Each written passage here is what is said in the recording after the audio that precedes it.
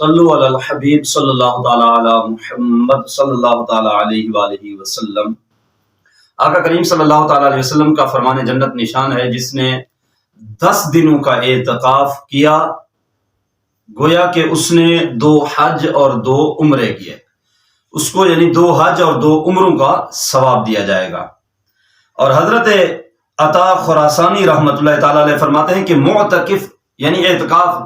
کرنے والے کی مثال ایسی ہے کہ جیسے کوئی شخص اللہ کے در پر آن پڑا ہو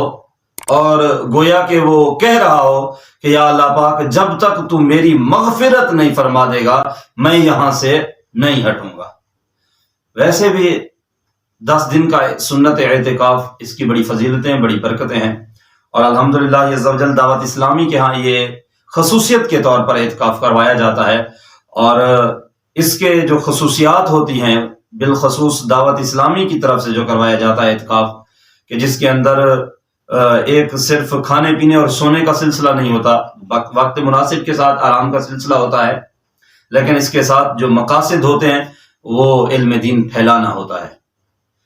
آپ 10 دن کا اعتکاف کریں، 10 دن کے اعتکاف میں وضو، نماز، غسل کا طریقہ، اس کے مسائل، وضو کا طریقہ، اس کے مسائل، نماز باقاعدہ اس کا عملی طریقہ، اور پورا اس کا پریکٹیکل اور اس کے مسائل، اذکار نماز،